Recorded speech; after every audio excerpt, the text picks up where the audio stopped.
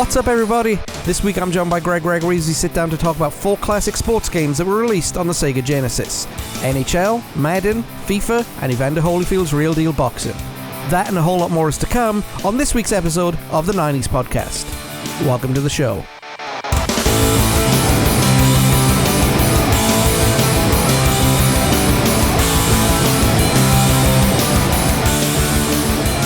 Welcome back, everybody. Hope you're doing well today.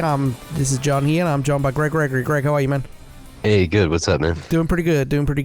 It has been a long week, and I hope everybody's ready to sit down and talk about... It's only Wednesday. Right? I hope everybody's happy to sit down and listen to some more 90s stuff. Yeah, man. Yeah, I'm excited about this stuff, man. This is the stuff that I lived on when I was a kid. Yeah, we'll get to that here in just a second. Let me get the credentials out of the way first. What are my credentials? becausemaybepodcast.com. That's where you find all of our archives. Yes, go check out Facebook, Instagram, and Twitter. That's where you find all of our latest news.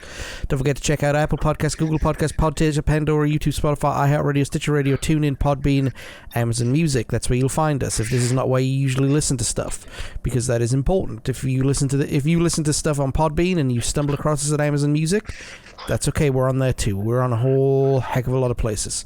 So, and as you can tell, I did more Monkey Island stuff tonight, so I've got that down pat. Yep.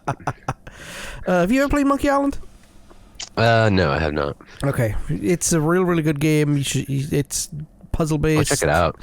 It's sarcastic and it's made by LucasArts. So it's fun. It's fun. We did an episode a couple of years back on Monkey Island. Go check out the archives for it. It's It's actually a pretty good episode. Get excited, especially when I accuse somebody of wanting to borrow a diaper. So I know Super Monkey Ball, Banana Blitz. I know that one. So what we're doing today is we're talking about 4 classic games for the Sega Genesis, and not just classic games, they've all got a theme in common, and that theme in common is they're all sports classics. Yeah. So when I was growing up on my video games, there was 2 video games that I always played, either sports games or beat 'em ups. Pretty much the same. Yeah, pretty much. I think you were more into like football, and I was more into American football. Yes. But there had to be some similarities here and there, and I think a couple of these might be that, despite our geographical differences. Right. Well, my cousin had a Genesis. I didn't have a Genesis, but I used to play it all the time. Road Rash was a favorite of mine. Streets of Rage. One thing I loved about Road Rash is you could hit a car head on and just fall to the floor. Right? Just literally just fall off the bike. Or you could hit a sign that's stationary and go flying 3,000 feet in the opposite direction. Yeah, exactly. But either way, you're just going to get up and just jog diligently back to your bike, like, with your neck broken or something. Yeah. Like nothing had happened. But, exactly. Streets of Rage, man, that was my thing. Great game. We talked about that one too in great detail. We talked about a couple of them actually, I think. Yeah, one of the things though, you can't get Streets of Rage legitimately anymore.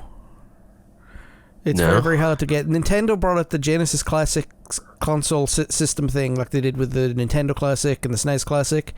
And Streets of Rage 2 is there, but Streets of Rage 1 isn't. I've got the Steam download of the Genesis Classics. Is it on there? And it's got 2 and 3. I don't remember if it has 1. I think it has 1. I'll have to double check that. Let me check. I just pulled it up right now. Yeah, I think it's 1, 2, and 3. I could be wrong though, because I usually skip over 1, because although 1's the original, like 2 is when they started adding like the power moves and a few other grapples and stuff like that. So I just kind of like the story 2 better. But yeah, the great series all along. It's game 44 to 71 of the Steam Classic Genesis game. Nice. Yeah, there's a lot of really good games in there. Not just that one, but like there's all 3 Golden Axes and a bunch of other good stuff. If you can catch it on sale, I think I paid like $18 for it. Not bad. It's like 71. Like some of them are like Toe Jam and Earl. Like I can't really get into that, but there's a couple of them that are. But I mean, to get all the Sonics all the golden axes, and then all the Streets of Rage. To me, I would pay $18 for that. That's a steal right there. And that's essentially what you're getting, and then like 50 something bonus games, 60, 70, whatever bonus games. So totally worth it if you see it on sale. It is worth getting it. Yeah, Streets of Rage is something I played on the Dead game, and I got all the way to the last boss before I ran out of continues. Oh yeah, that game is just so incredibly brutal. That should be a continue, start back at the beginning of the level, like Ghosts and Goblins or something like that. Not like you can't make a game that hard and then put a limitation on continues. That's just like torture, man. Yeah, it's like crazy. You got 5 lives plus 5 continues, and once you run out of continues, that's it. Yeah, and I like how they let you change your character if you wanted to. I thought that was kind of cool. Yeah. Like if you thought, a different character would be better for a different area. I think they did that later on. But anyways, they tried to accommodate, but it was still hard as hell, man. It's still hard, really hard game. But Sega was innovative with what it was trying to do. I mean, it came out in between the NES and the SNES. So they had a leg up on the 16-bit. Yeah, they were kind of the first ones to put their toe in it. Yeah. So they were almost the pioneers in a way. In a sense, Nintendo was always going to be Nintendo. We've said that before because they pioneer and do their own things. But I mean, Sega literally came out of nowhere and became a legitimate contender to Nintendo, practically overnight. And it's because of games like this. Not just the Sonic, the face of the franchise, but all these other games, supporting titles that went along with it. And these were the cornerstone of that entire franchise. Definitely. And it was, Sega had a rough time keeping up because they did go first, and that meant that they kind of got the innovations. And then, I don't want to say copied because that's a bad word, but Nintendo built upon the innovations, and then Sony built upon that, and then you had the Saturn that completely failed. Then you had the Dreamcast that was like one of the greatest consoles ever made that very few people had. But there was just so many flaws with it. We talked about that. It was priced out of most homes. It had a limited library. Its online features were ahead of its time. Yeah, basically the internet wasn't fast enough to support what it was trying to do end to end. So yeah, it was a lot of its timing, and I think for this particular little section of games, the timing was absolutely perfect. Oh, definitely. It was the right endorsements, the right types of sports. Marketing wise, it was a home run. To use a sports analogy. Definitely. Unfortunately, we're not talking about baseball because I don't think anybody has made a good baseball game. The RBI baseball for Nintendo is pretty good. It's still pretty fun. There's a couple of them that are pretty good, but yeah, there hasn't really been like a definitive baseball game. I'll say that there hasn't been like a Madden type game. Like there's several different baseball franchises kind of battling it out. You know what I mean? Like there's Babe no Ruth like baseball. Go to it should be I don't know Ty Cobb, Babe Ruth. Somebody like that. Yeah, if they could just get a big name behind it, maybe. But that was what it was all about. This first game was about big names. Oh yeah, definitely. And of that time, so I don't think you could get any bigger in the world of boxing in the mid '90s than Evander Holyfield. Yeah, it was either him or Iron Mike Tyson, and Holyfield shot up really quick. I think, if I recall correctly, didn't he go like 28-0? I think professionally? So. It was something unbelievable like that, because I remember playing the game and seeing his record and going, holy hell. Because, by the time I got to him, I think I was probably like 26 and, 10, or whatever it was, or 25 and, whatever it was. So to see a guy who was, clean on his loss column on the professional side, I remember him being undefeated. He was undefeated until he got with Riddick Bowe. And that was his first defeat, but he defeated Bowe a year later, and they did get the final end of the trilogy a couple of years after that. So yeah, it was Riddick Bowe handing the first loss, and then Michael Moore and Riddick Bowe again. So, but statistically, he's one of the best boxers of all time as far as win-loss. It's ridiculous. I think him and Mike Tyson are like two of the best ever. So yeah, it's kind of a snapshot of the time, because no, Evander Holyfield is not going to be getting any endorsements for much these days. No. But at the time, yeah, it was a legitimate like Mike Tyson marketing type that they thought they could kind of create another brand with. Yeah, because I mean, Mike Tyson's Punch-Out was a huge success on the Nintendo. Absolutely, but that was cartoony and over the top. This is a legitimate kind of boxing simulator. It's Evander Holyfield's real deal boxing. For those, I was going to say, don't know. The real deal in the title, because that wasn't that his nickname. Yeah, I thought it was cool because you're right. Like it was much more of a natural take on it. Like they were trying to make it as simulator-esque as possible. Yeah. So I like that they used his nickname as a way to kind of hint that they were doing a more realistic approach than the kind of the cartoony Glass Joe and Mac of Punch-Out. Yeah, definitely. So basically the premise of this game is simple. You've got to become heavyweight champion of the world by defeating 29 other fighters, including Holyfield himself. Now, it didn't have any other named boxers other than Evander Holyfield. No, the licensing would have been outrageous, probably. So Definitely. Yeah, it was all Manny George, One of them, Bill Costas, like just made up name. One of them was Elmer Fudd. Really? I always remember that dude. He was a bald guy with a real bad mustache. Oh yeah. So what you do is you create your own boxer, and you give him a hairstyle and facial hair and stuff. There was a face on there that looked like a 50-year-old man. I guess that was a nod to George Foreman, who was still fighting at like 45, 46 at the time, which was ancient in boxing years those days. Yeah, most sports are a young man's game, unless you're talking like bowling or golf. So yeah, that's pretty ancient. Yeah, definitely. So this game is on a 2D plane, right? But it simulated 3D movements, which was annoying when you were trying to get at somebody and the camera spun around. Yeah. It was... Ugh. They Sony kind of copied a little bit of that with Tekken, with the Tekken 3 on PS1. They were that kind of faux 3D, which we've mentioned before too. But yeah, the sidestep became a big part of like the defensive and offensive positioning in that game. So yeah, kind of similar to that. And the way this kind of you had a health bar that you had to deplete to win, but it also had two additional bars. It was like your face and your body. Like your fatigue? Yeah, kind of. Or either like power of that particular area, so you could focus in on one or the other. Yeah, and what would happen is that would turn gray the more it got hit. And like it simulated real blood with cuts to the eye and eye swelling.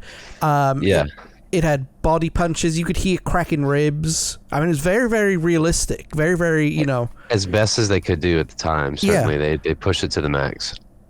And of course, the grayer the area, the more damage you do to your opponent, which that always got me because, like, about halfway through, you'd be fighting some guys who'd always be in a vertical stance, and then you'd get some guy who did nothing but attack the body, and that really, really annoyed me too.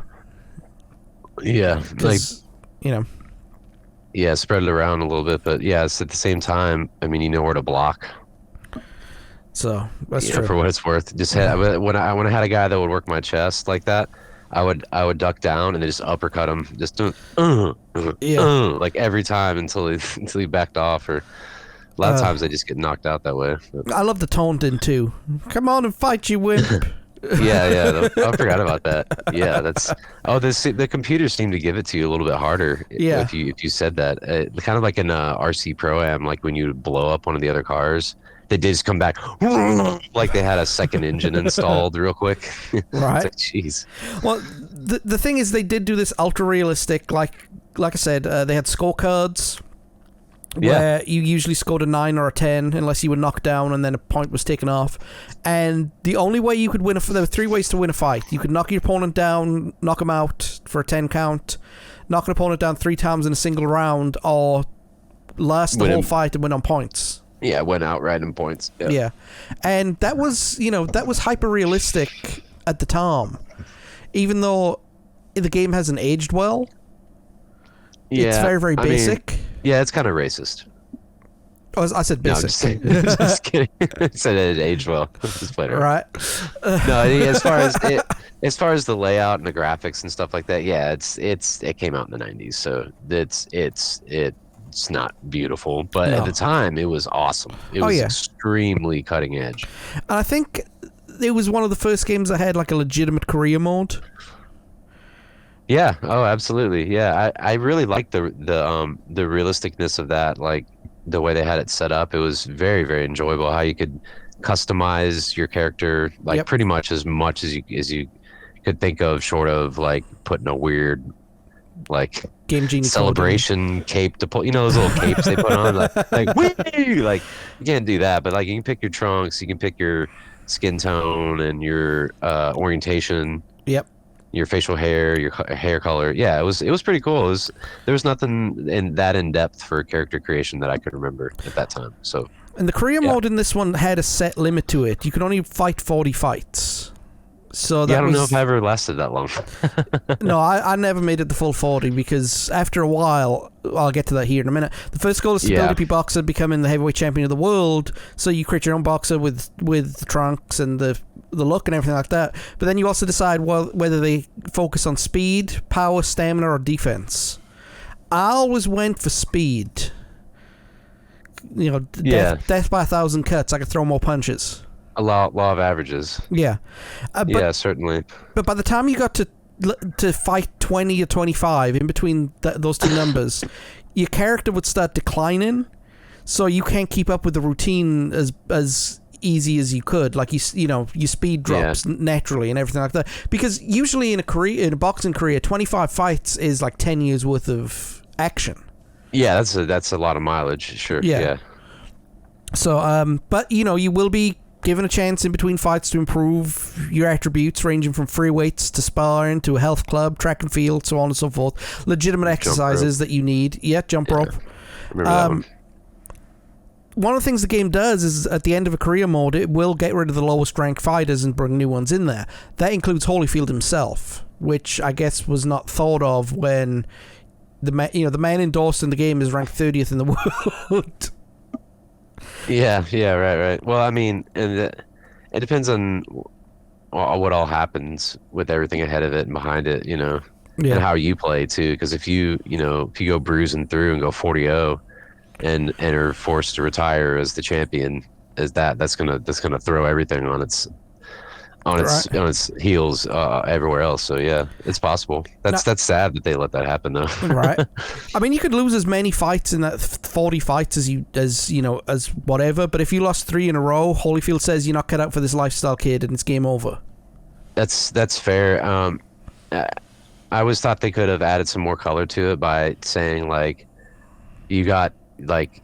You're done. Your doctor said you're done. Yeah. It's like you took too many blows to the head in a row, dude. You got to step away. Like, right. Just like I said, I know it's a little more dark and kind of like real these days, but like to maybe at the time to get a little more color. I always thought they could have done that, but I always appreciate that realism. So. Right. You have post-concussion syndrome and a smooth brain. It's time to take it out. Yeah, exactly. You need to hang them up. Next one might be your last one. Right. So somebody called me a smooth brain.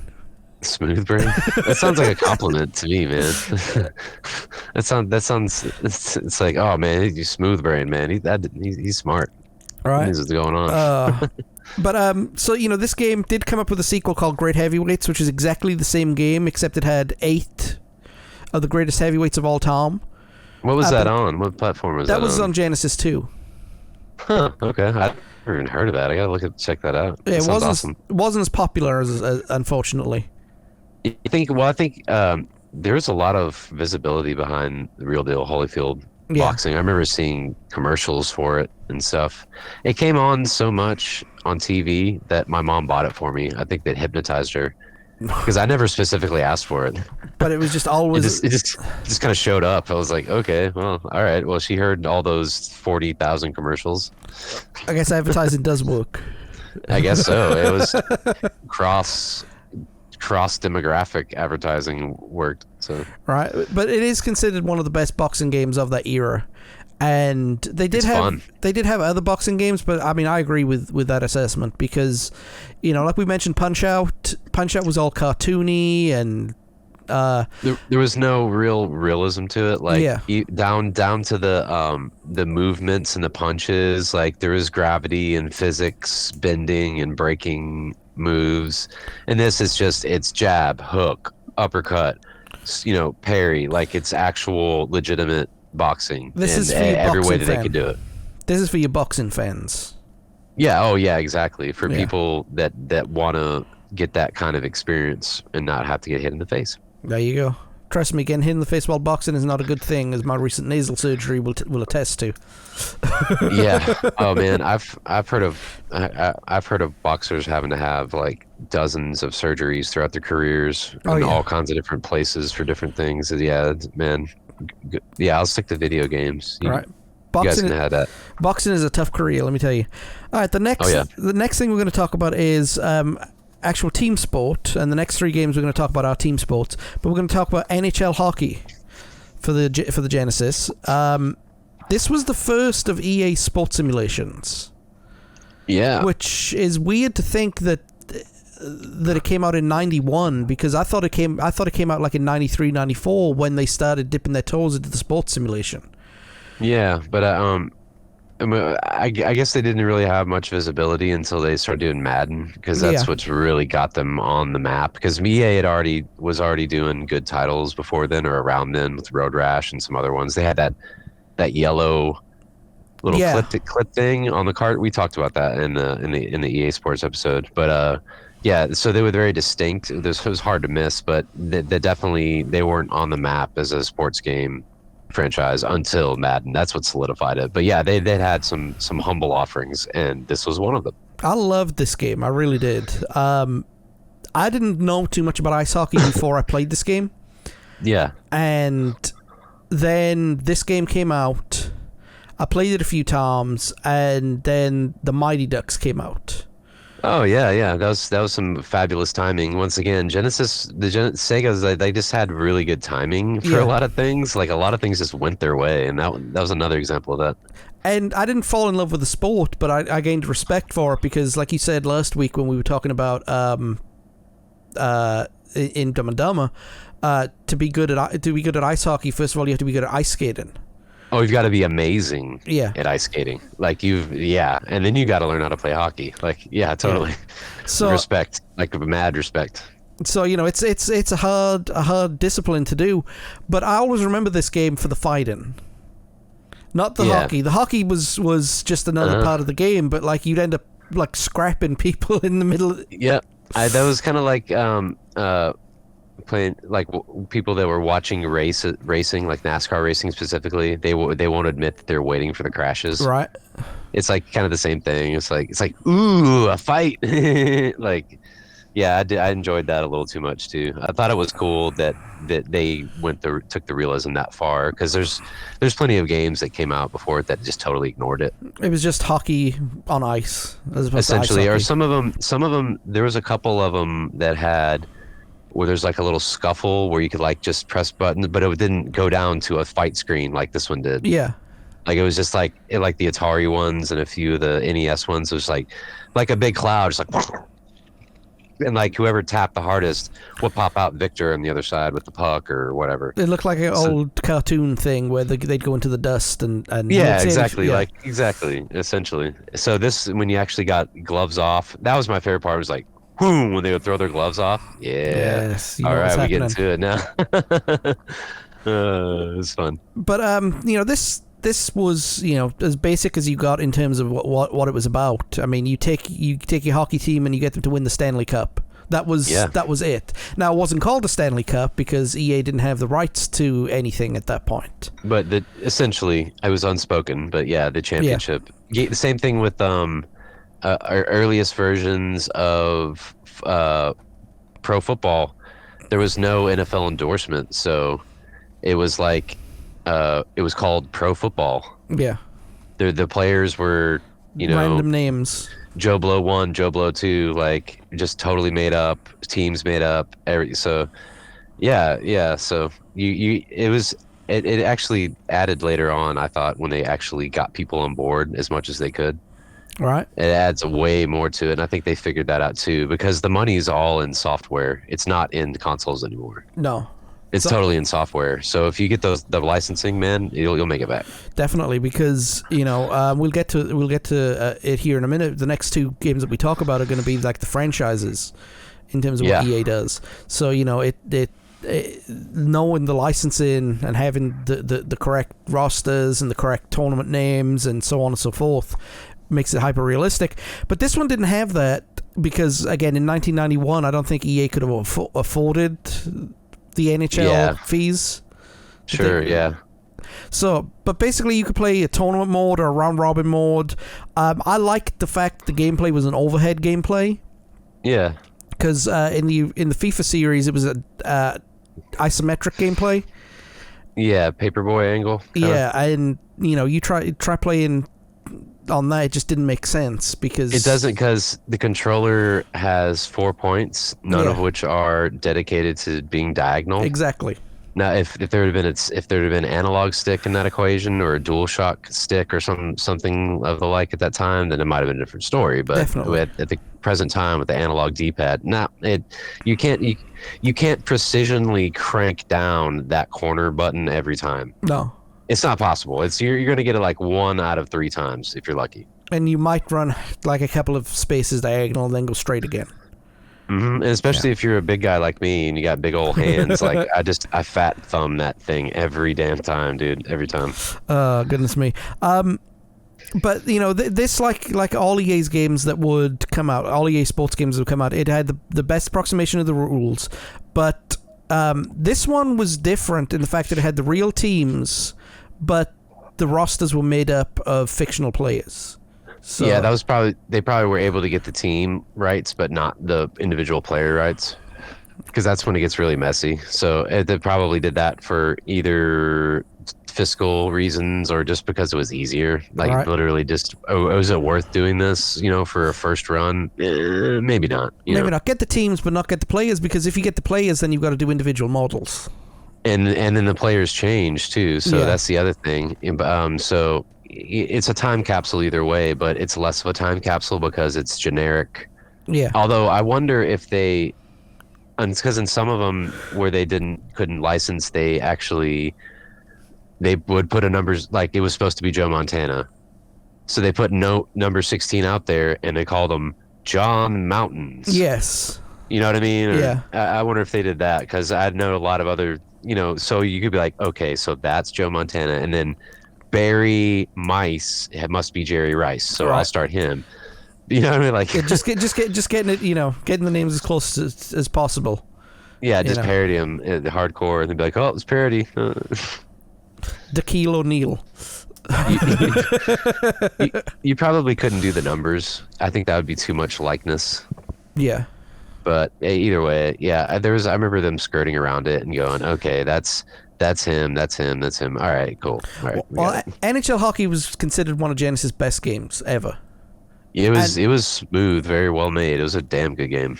And it did kind of lead the way. It was the pioneer for the franchise games. And one of the franchise games is John Madden Football. Yeah. And now it's known as just Madden. And whatever year it's coming out in. But this was Go ahead, sorry. This was John Madden Football 93.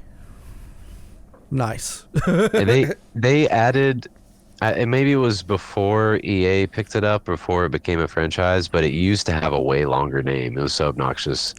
It was like John Madden's NFL Sports Talk Football, insert year here. It's like brought to you by Walmart and Sony and McDonald's. Like, just subtitle the shit out of it, Well, this Madden game wasn't the first Madden game. The first Madden game wasn't made by EA. Yeah, so precisely. EA picked up the franchise and put Madden 92, put the original John Madden Football out, and then put out 93. So this is continuing with the tradition of doing the second version of a game. Yeah, exactly. Doing sequels is our repertoire. No, but the reason I picked this one is because this one it actually had. Let me see if I got this right. It's the first Madden game to license the team, but this is the first one that had numbers as players. So they didn't have any player names, but they had numbers. So they had the rosters numberized, I guess you could say. Okay, so you identified them by the number, but they not didn't by have their name. Yeah, and they didn't have a name, and there's nothing that the NFL Players Association could do about that because a number is a number. True, but if you had the name or anything close to the name and the number, then you could probably make a case otherwise. True. That that's infringement on IP or likeness or whatever. But they also didn't have the rights to the team names either. So it was... Yeah. So they only had the rights to the city names. So, I mean, they had Dallas playing in red, for example. Oh, yeah, I remember that. Yeah, okay. So it was like Dallas and Arizona. Yeah. It was like a state or a city. Yeah, okay. Yeah. And then it had... That's interesting. Then it had the numbers of the players, and it didn't give the players any identifiable features. All the players looked exactly the same. All the models were exactly the same, and they all had numbers. And that was... Yeah, I think that's what I liked about the later versions, when they started actually going out of their way to make the players as close to the players in real life. Like, first they just started off with what you're talking about right now, naming them and giving them their number and making them the correct height and weight. But now it's like down to how good somebody can juke, or how so much somebody can jump, or how good they are at catching with one hand. And it's like it's just gotten so specific. And going back to that first game really quick, that's one of the games that I think kind of opened up the door for more in-depth sports sims, because they realized, we can do that with a boxing game. Surely we can do this with a football game. There's more to do because it's a team sport. Yeah, and they were onto something when they did the hockey game. So it's like, okay, let's try another sport and put the same rules that we put in there last time. Sim realism, and see what we get. And they did. I mean, this was again another game that was played to the rules of NFL football that was the rules in 1992, 1993, 1994. Right. One thing I liked about this game is it did have the season, postseason, and the knockout tournament, which led to winning the Super Bowl. I don't think it was called the Super Bowl in this one. Championship, probably. They just use a generic term. I'd be willing to bet. I can't remember. It's been a long time. But yeah, I'd be willing to say the football championship or something like that. They had 125 pre-programmed plays in the game, with 70 offensive and 50 defensive, which was a lot at the time. Yeah. Yeah, because some of the early ones, it was like 6. But you got over 125, right? So when you look at 25, even, that's like, wow. Now I would argue you probably have 300 or 400 in any given playbook. There's a playbook for every single franchise now, and you can make custom playbooks yourself with motions and shifts and everything you could possibly think of. So I mean, it's gotten really, really in depth. For the time, though, that is extremely extensive. I cannot stress that enough, because I played a couple of those games where I had like 3 plays. It was run, pass, or quarterback keeper. Yeah. Does it. Or maybe one more, like a draw or something, like a draw run play. Well, the great thing about it is you could pick one of 3 every time, and you could filter between them on and off. And for some reason, I always picked Hail Mary. I guess it's the Catholic in me. And I could never get this under control because of the fact that the rules were stop and start of the game. Mm-hmm. I've never been a fan of sports games that stop and start. It's either you play all the way or I can understand that, yeah, because it's like, I mean, if you take a football game and cut out all the non-action, it's maybe a 20-minute game. Like, maybe, and we can stretch it out to like 2.5 hours, bro. Like, because it's part of it's the drama, like there's the people showing the faces of the coaches and the players, so they have to add something to it, because it takes a lot of time to like set back up and blah blah blah blah. So I guess that's why rugby is popular over there, because it's basically just another version of that, but it's moves. It's more like soccer, where it's like there's action and just keeps moving and moving. There's a hybrid, for the most part. There's a hybrid game called Rugby League, which is a cross between rugby union and American football.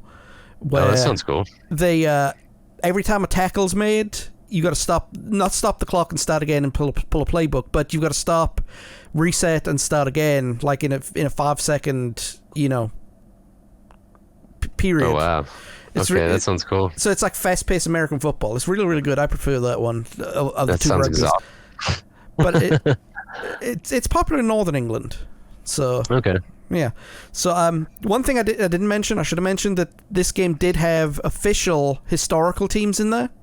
Yeah, I did notice that when I played it. I remember that. So you had the 1977 Dallas Cowboys. Yeah, with the Staubach. I'm guessing so. Yeah, Roger Staubach, I believe. The first football player I ever heard of was John Elway. Oh, okay. Yeah. And I don't know too many players other than the ones that my Cowboys fans on Facebook post. So, and it's usually complaints. So, they're never satisfied. I've never known somebody who criticizes their own team so much. Yeah, I mean, it's been a rough road for them since 1995 or whatever, so that's how it goes, man. Yeah. So this was the first Madden game to have a coin toss, and it was the last Madden game not to have a license to the NFL teams. Wow, okay. This was also released on the SNES, the same version, that. But like a lot of the sports simulators, the EA sports simulators did not do that good on the SNES. They weren't as good. No. I never want to understand that to this day because, I mean, once again, we've talked about this before. Verifiably, the SNES is a superior machine. Yeah. Verifiably. I mean, from every measurable component and benchmark, without even testing, just looking at it, specifications, it is better. Yeah. But for some reason, the Genesis versions of EA games always hit better. Yeah. Oh, it's even NBA Jam. We said the same thing when we talked about NBA Jam a couple seasons ago. It too suffered the Super Nintendo port fate. Yeah. That other EA games did. And have you noticed now, EA doesn't really mess with Nintendo very much. No. Madden doesn't come out on the Switch. No. It never has. I don't recall ever seeing Madden on any Wii U, GameCube, maybe on GameCube. Maybe I'm misremembering. But as recently, though, it's not a thing at all that I've seen. So maybe there's a reason for that. Maybe it's the programming language just didn't quite jive as well as it did with the Genesis console. Maybe the SNES was too powerful, and they just ripped it apart. They focused these EA games on the Genesis, and then when they tried to port them over, they were porting them over to a more powerful machine. So it's like a modern equivalent of playing a 30 FPS game on a 60 FPS console. Right. So it'd be like taking the engine out of a crotch rocket and putting it on like a 10 speed. Yeah. You're like, it's falling apart. What's happening? Right. Like, you strapped a 1200 cc engine to it. That's what you did to it. So that could be the main reason. They didn't go in hard, and it was only when the PlayStation came out that the EA games kind of left the Sega franchise in the dust. They've proven to be reliable on every current platform that they're on. I mean, they're successful on everything, but once again, there's no Madden on PC, there's no Madden on Nintendo. No, but there's got to be a reason for that. There's got to be a reason. They must just prefer Xbox and PlayStation. Well, some games are only built for consoles. Yeah, because I know for a fact that FIFA is on PC because I get advertisements all the time for it on Epic Games.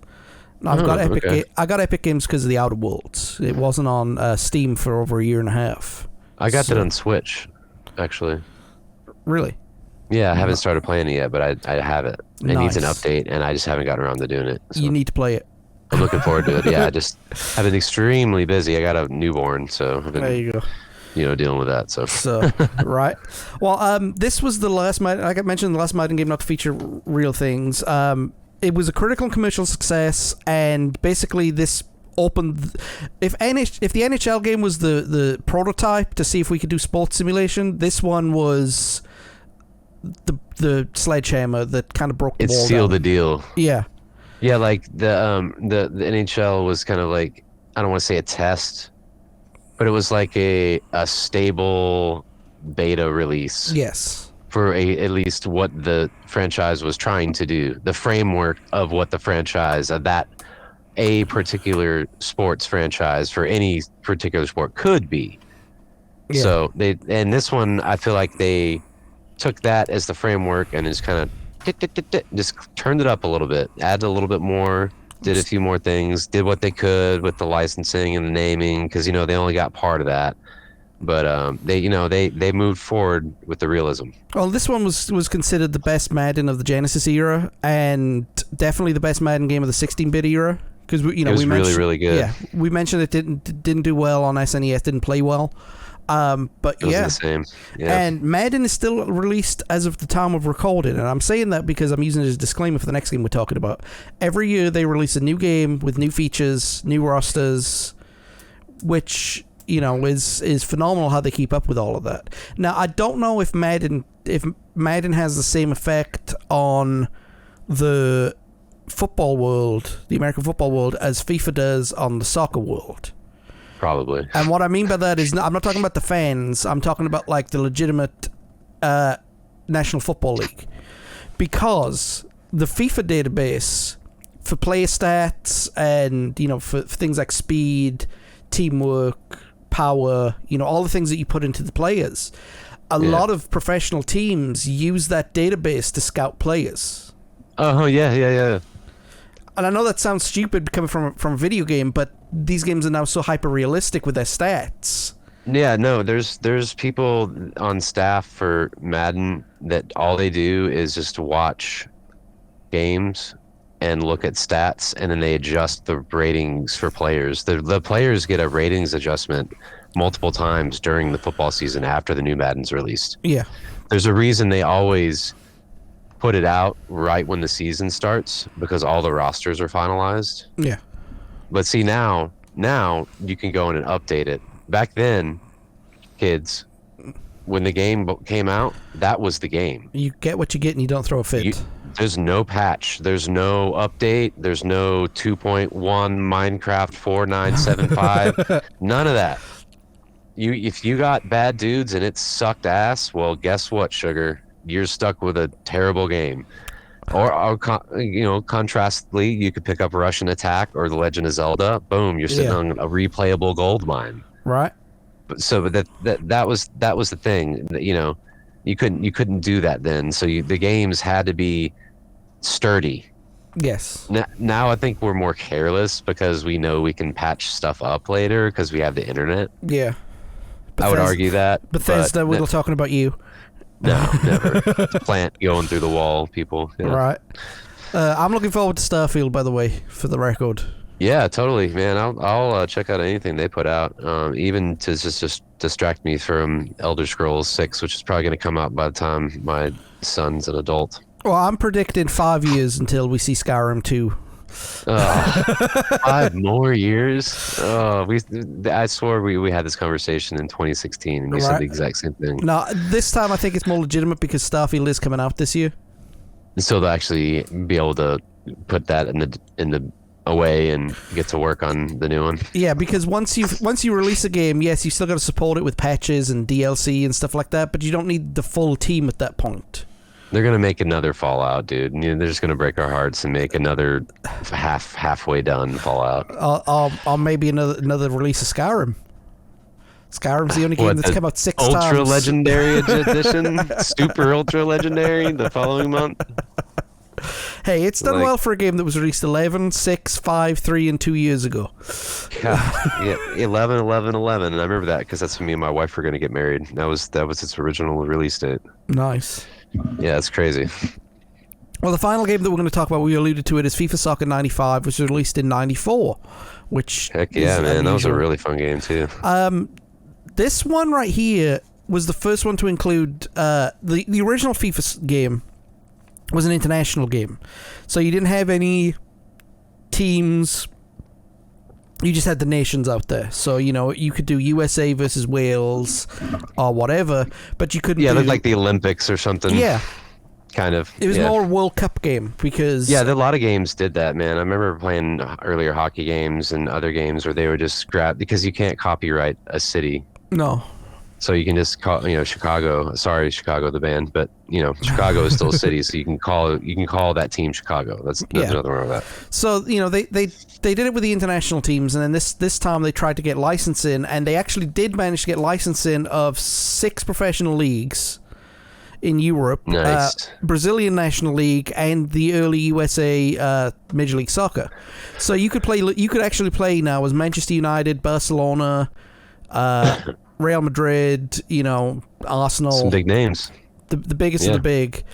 And, but like all EA games, they didn't have any real players. They had, Dave Smith.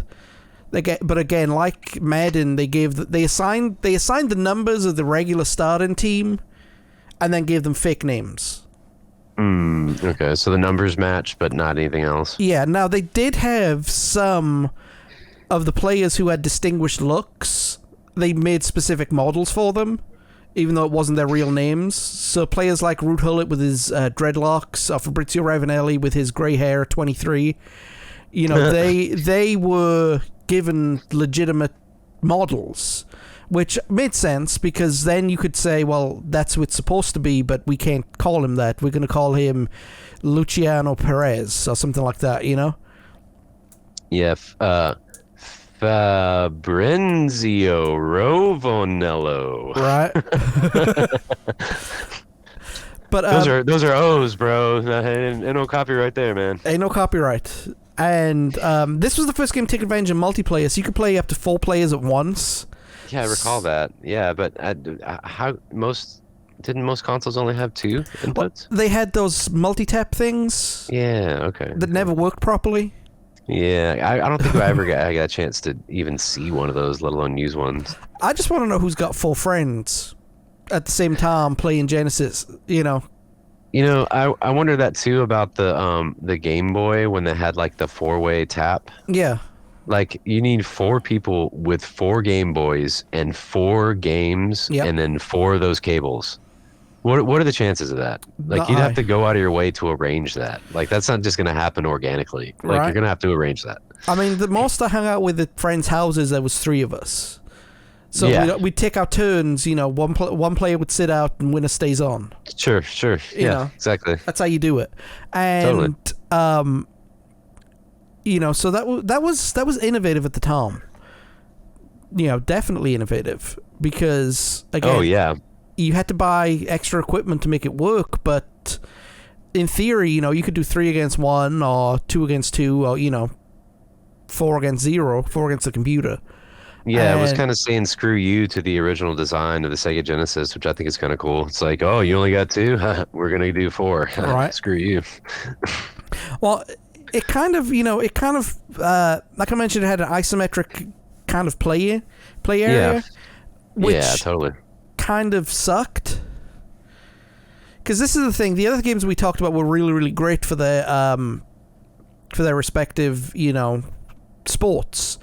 This wasn't a good start. Even though it was the second game of the series, it wasn't a good start. Now, I always remember you do a hard tackle and you can run away from the referee as he chases you, trying to give you a caution. Oh yeah, man! I used to slide tackle the crap out of people. I remember just terrorizing people that I was playing this game doing that. Right.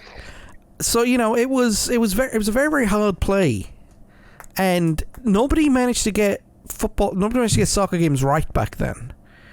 Because there was only one way to play, and that was kick and hope, as they called it. Just lump it forward and hope somebody gets on the end of it. So so there's no angles and no finesse, like where they actually dribble and short passes, long passes. Yeah, you couldn't do that, And also, this made this was before the era of the cover star, because nowadays you have the best players on the cover to represent the elite athletes who are playing these games. I mean, this had a goalkeeper and a U.S. soccer star, which, with all due respect to goalkeepers, I'm part of the goalkeepers union. Not a very good one, but I was part of it. Right. And, you wanted an elite goalkeeper, not the second choice for Tottenham Hotspur. Right.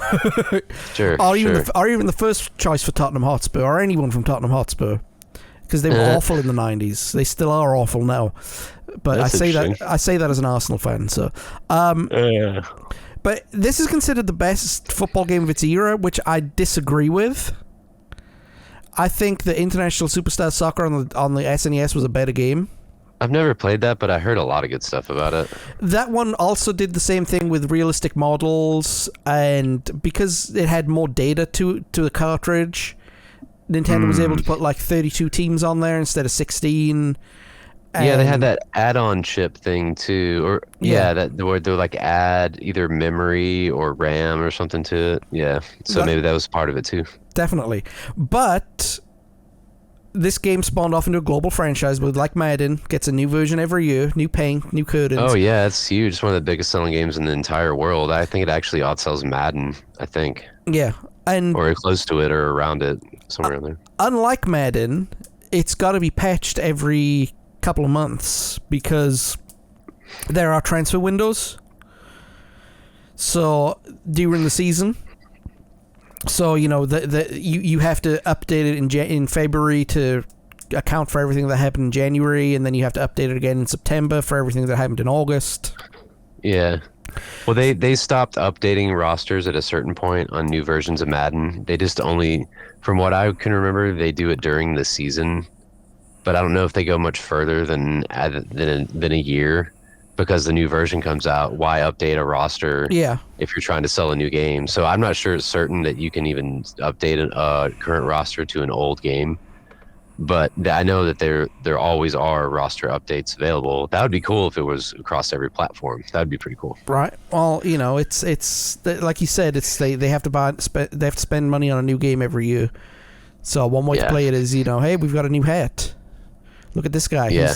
Look at this guy. We've got him traded from the Cowboys to the Lions, Right. So, look at that. I use American football knowledge. That'll probably be the last time you hear my knowledge on here.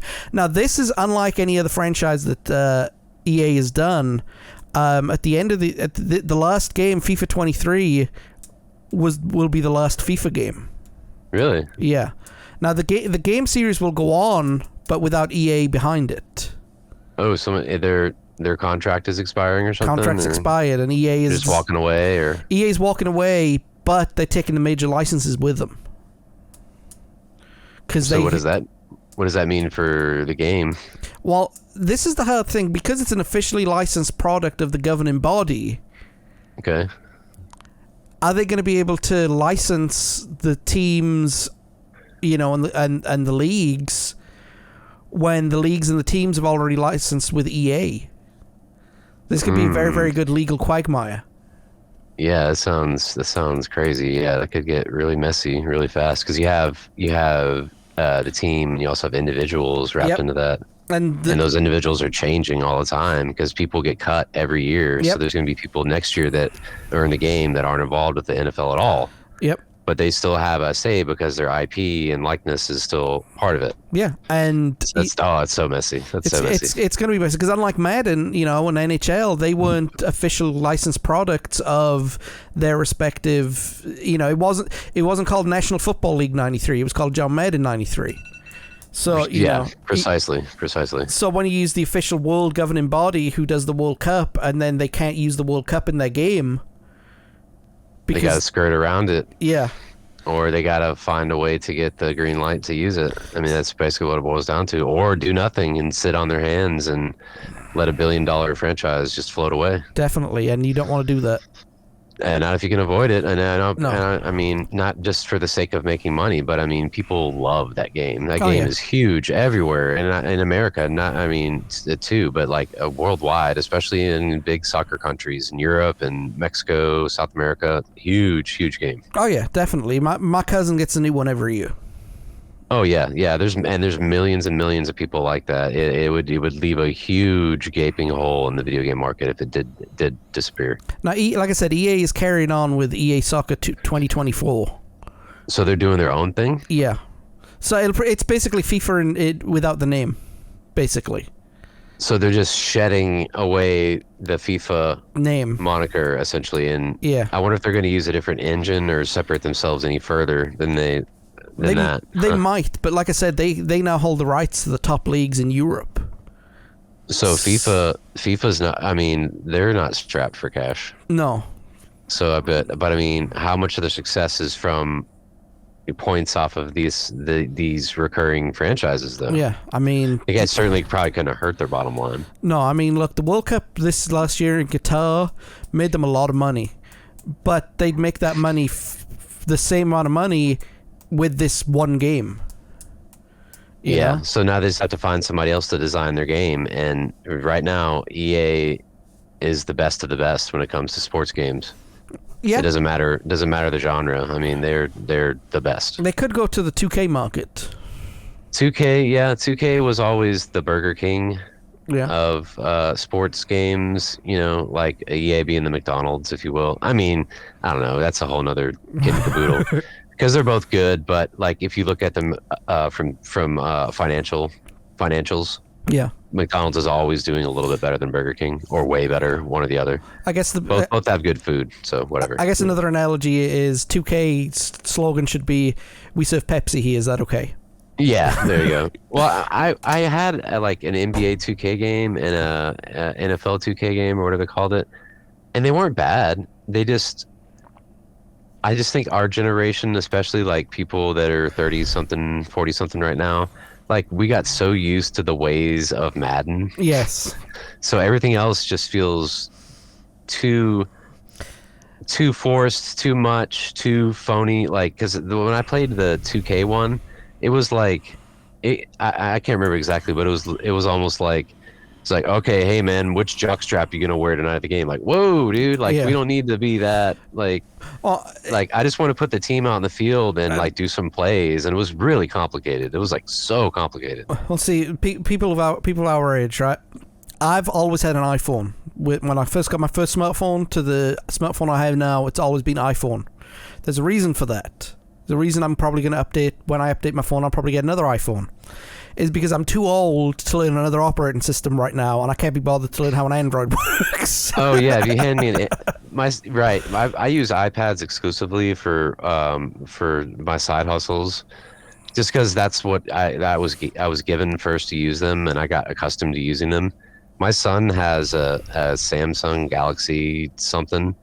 And every time he hands it to me, like it might as well be like something written in Klingon that like is sealed by a kiss and a sacred tea that I don't know how to make. Right. Like it should be like, it might as well, because I don't, where the power, is there a power, but like how do you turn this, what is this thing doing? Like I don't even.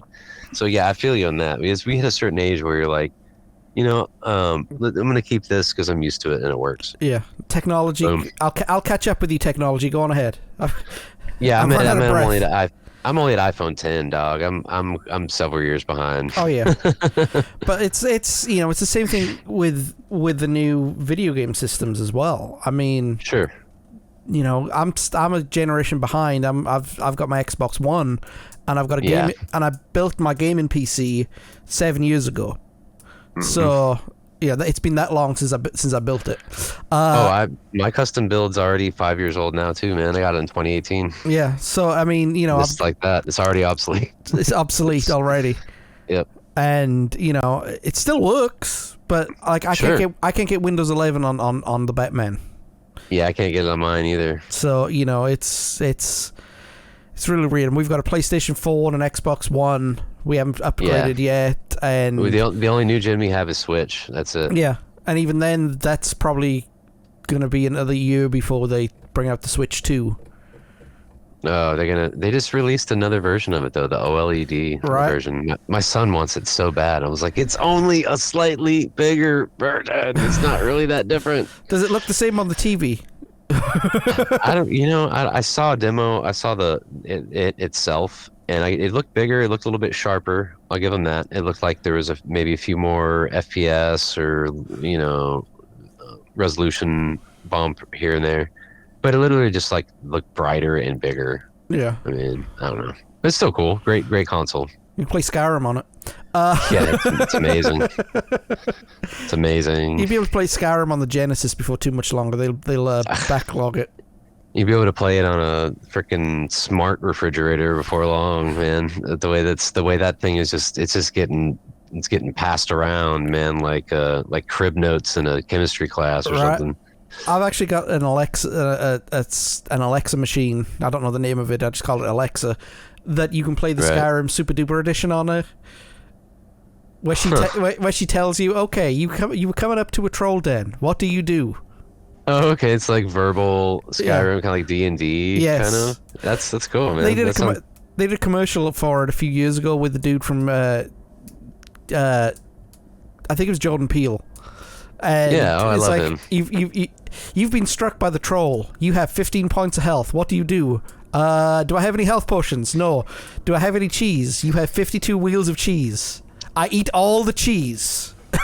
And his wife says, honey, you're lactose intolerant. I now have insane diarrhea. Right. But, so what do you think was the legacy of these 4 games? Do you think that they were able to build a market? Because I remember EA got into the boxing industry with Knockout Kings, which didn't go over as well as I thought it would, because I loved that game. Yeah, no, it didn't. It really didn't.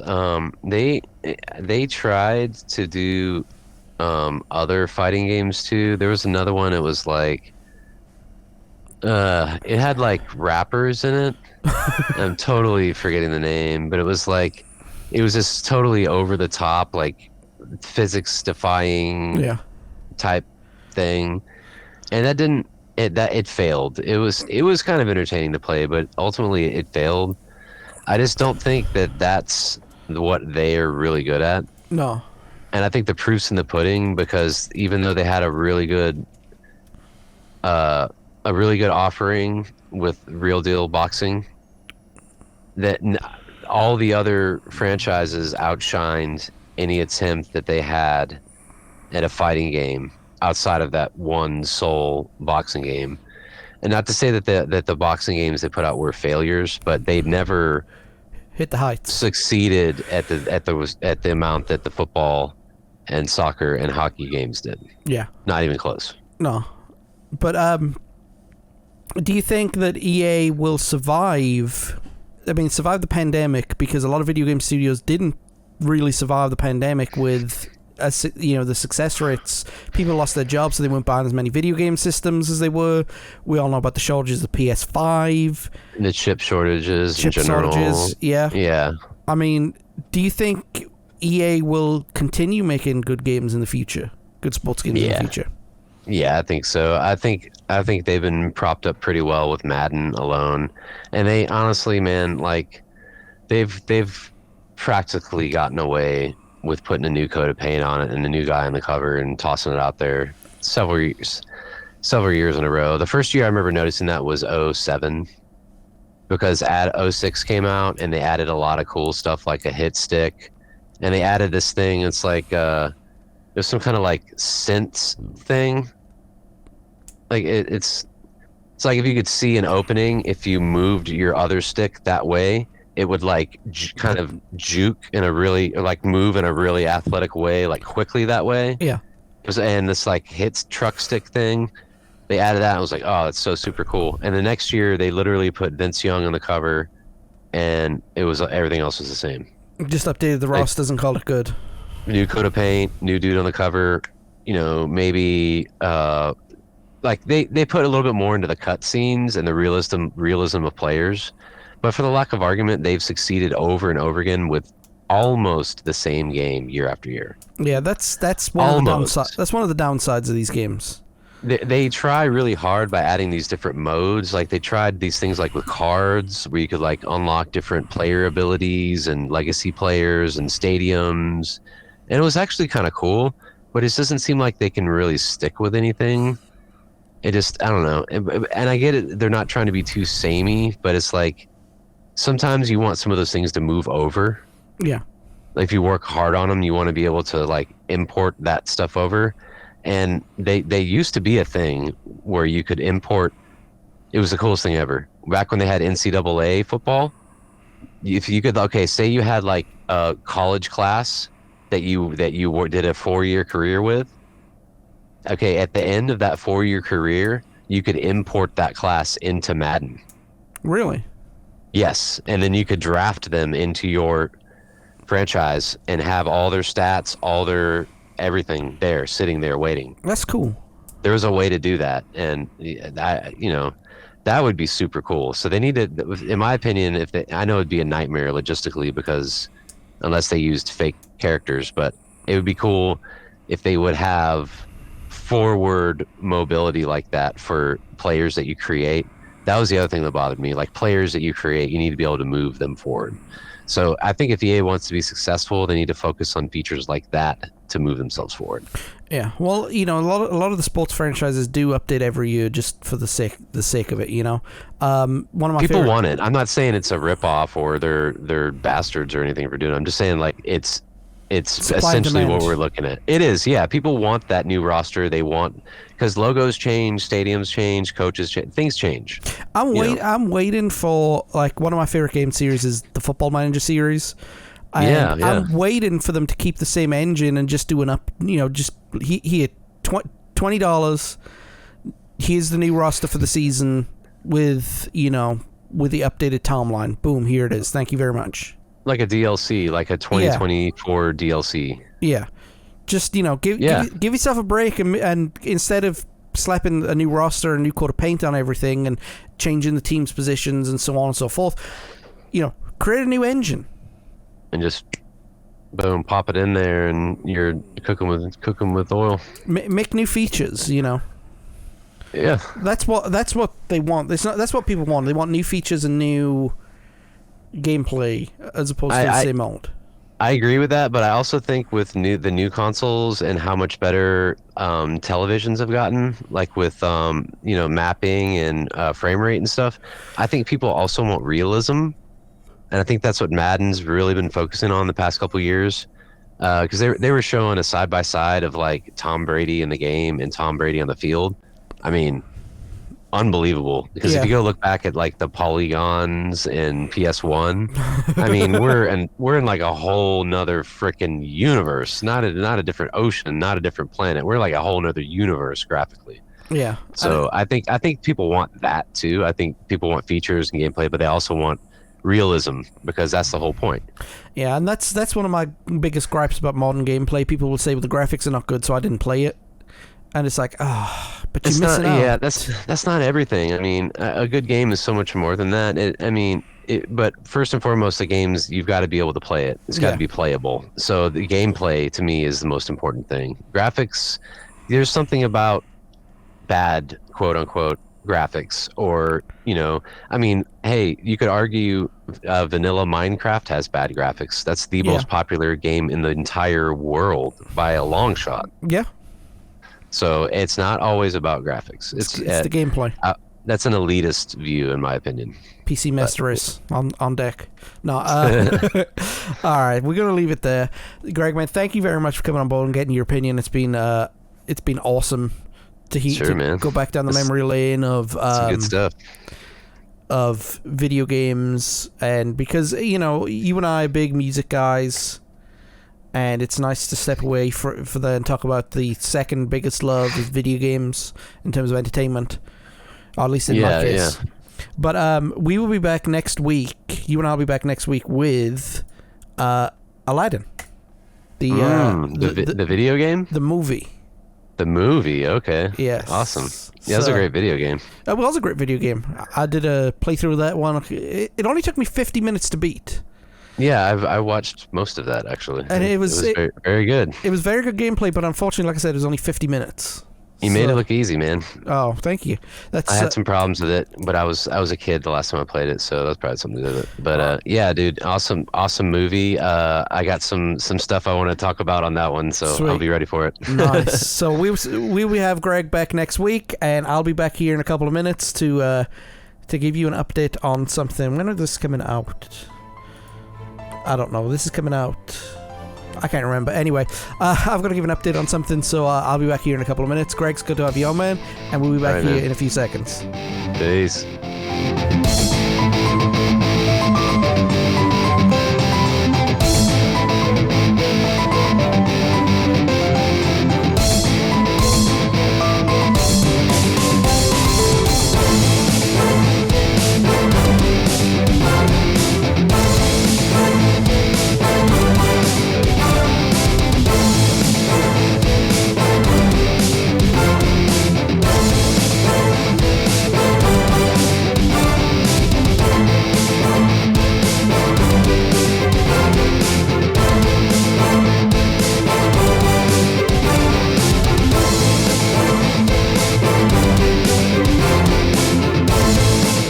A sincere thank you once again to Gregg Gregory for taking the time out of his day to talk about some of these games. It's been fun having him on, and congratulations are in order to the Gregory family, because as he mentioned during the recording that he recently had a newborn, which is part of the reason why we haven't been able to get together. He's been very, very super busy being dad with a new baby smell. So next week we'll be talking, as we mentioned, we'll be talking about Aladdin, and I'm looking forward to that. One of my favorite Disney movies.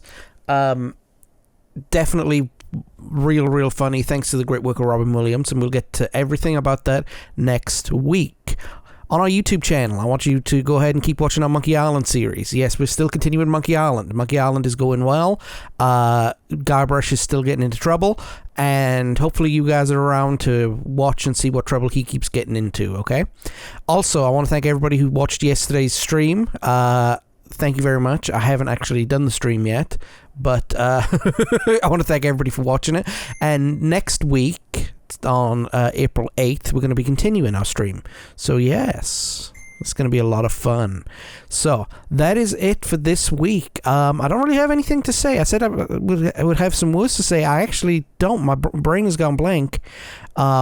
Maybe I was just trying to sign off quickly and didn't know how to end these things, because I never know how to end these things. I know how to start them, but I don't know how to end them. I just usually end up waffling, which is kind of what I'm doing right now. So so that being said, if you want to go ahead and check out our archives, go check out becausemaybepodcast.com. That's where you'll find them all. Go check out our Facebook, Instagram, and Twitter pages for the latest news and happenings. And of course, if you're listening to this on a podcast service that's not your usual place to get podcasts, we are on Apple Podcasts, Google Podcasts, Podchaser, Pandora, YouTube, Spotify, iHeartRadio, Stitcher Radio, TuneIn, Podbean, and Amazon Music. So yes, that's a lot going on right there. And that is it for this week. I really don't have anything to say other than we'll be back next week. Next week we got monkeys and Mario and Greg. Gonna be a fun time. Oh, and genies too. You gotta have the genies in the bottle. So yes, again, I'm waffling. I'm just gonna get out of here. Everybody take it easy, and we'll see you next week. Take it easy, everybody. Bye.